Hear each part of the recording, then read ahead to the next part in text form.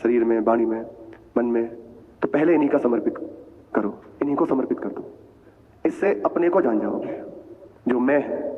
और जहां ये मैं शुद्ध में, जो अभी कई बार जैसे वार्ता होती है तो शरीर को हम अपना मानते हैं, बोल रहे हैं तो मैं बोल रहा हूं, शरीर तो मैं शरीर, मन में कुछ स्फुरण हुई तो मेरी ये बात है, यद्यपि ये बिल्कुल अलग है, पर इसीलिए कहा गया कि इनको समर्पित कर दो। कैसे समर्पित करें? जैसे जैसे पद्धति प्राय इसकी चर्चा होती है वैसे वैसे इन्हें समर्पित कर दिया जाए। स्वयं सोहम ये समर्पित हो जाएगा। जहां ये मैं शुद्ध में समर्पित हुआ वहीं लीला में प्रवेश का अधिकार प्राप्त हो जाता है। जब तक ये मैं बाकी है तब तक लीला में प्रवेश का अधिकार नहीं है।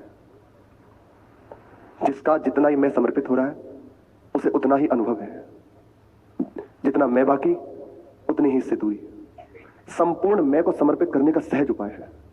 आप जैसे कहें, अपना जीवन उनके चरणों में जाकर रख दिया, अब आप जैसे कहें, तो विशेष किसी भी साधन की पद्धति की आवश्यकता नहीं है।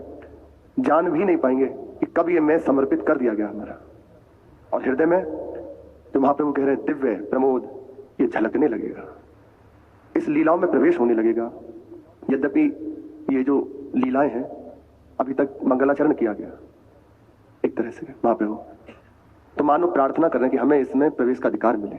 अब यहां से जो श्लोक प्रारंभ हो रहा है ये महारानी जो की आराधना निकुंज देवी की आराधना के लिए है, उनकी महिमा के लिए है, तो इससे पूर्व संपूर्ण समर्पण आवश्यक है। नहीं तो कहीं ना कहीं स्त्री का भाव पुरुष का भाव हो जाएगा, नायक नायिका का भाव हो जाएगा। ये वृंदावन धाम की महिमा है, अपने ऊपर विशेष कृपा है गुरुजनों की, जो हमें ऐसी दिव्य बातें करने को सुनने को मिल रही है। बहुत कृपा है, अन्यत्र इनकी चर्चा भी नहीं। कहीं कुछ ऐसा कण मात्र दिया गया फिर इशारा थी आओ वृंदावन, अपने ऊपर कृपा है। इसलिए धाम की कृपा, आचार्य की कृपा, गुरु की कृपा, इसी से हिम्मत हो पाती है कथन श्रवण की। नहीं तो वास्तविक अभी समर्पण नहीं है ना, तो चित्त जहां श्रीअंग का वर्णन हुआ, प्रेम लीला का वर्णन हुआ, तो अपनी मानसिकता जैसी है उसी को वह चिंतन में ले आता है, पर ऐसा नहीं है। इसीलिए कहा गया कि बिना समर्पण के संपूर्ण ये समर्पित नहीं हो जाता, तब तक इसका अधिकार नहीं है।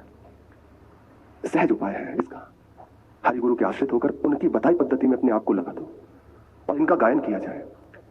श्लोकों के अर्थों को भी ज्यादा विचार ना किया जाए, लीलाओं की अर्थ में ज्यादा डूबा ना जाए।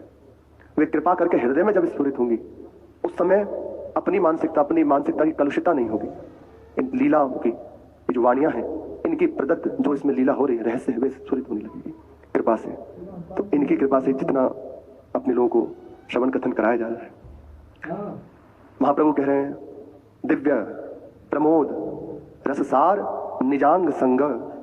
श्री जी के लिए अब तक प्रथम